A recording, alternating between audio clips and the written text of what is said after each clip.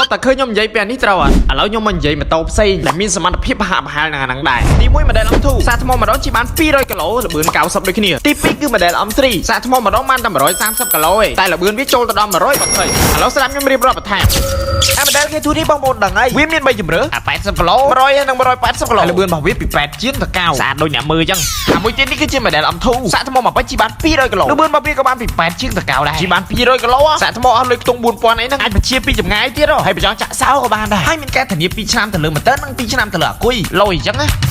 អាមួយទៀតអានេះគីឡូមិនសូវច្រើនម៉ាននេះប៉ុន្តែវាកម្លាំងខ្លាំងសាកថ្មមកពេញជិះបានចម្ងាយ130គីឡូល្បឿន110ជាងទៅ120គីឡូម៉ែត្រក្នុង1ម៉ោងរូបរាងខ្ពស់ស្រឡះកែរបស់វាធំទូលាយជិះដុបប្រពន្ធ1ក៏បានដុបប្រពន្ធ2ក៏បានដុបម៉ានដុបស្រេចតែយើងអាគុយក៏ធានា2ឆ្នាំដូចគ្នាដែរម៉ូទ័រក៏2ឆ្នាំដូចគ្នាដែរនិយាយទៅទាំង3 model ធានា2ឆ្នាំទៅលើម៉ូទ័រនិង2ឆ្នាំទៅលើអាគុយដូចគ្នាចឹងសម្រាប់បងប្អូនកំពុងតែស្វែងរកប្រភេទមធ្យោបាយធ្វើដំណើរដែលសន្សំសំចៃខ្ពស់ហើយអត់បំពុលដល់បរិស្ថានទេបងប្អូនអាចសាកល្បងមកប្រើប្រាស់ជាមួយនឹងម៉ូតូអគ្គិសនីរបស់ JB យើងបានសម្រាប់ព័ត៌មានបន្ថែមបងប្អូនអាចធ្វើការតាក់ទងតាមលេខទូរស័ព្ទដែលយើងបាននៅលើអេក្រង់ក៏បងប្អូនអាចធ្វើការមកមើលនៅហាងផ្ទាល់តែម្ដងក៏បាននៅហាងរបស់យើងគឺ Standard ផ្លូវ271សកាត់ទឹកឡោ3ខណ្ឌទួលគោករាជធានីភ្នំពេញ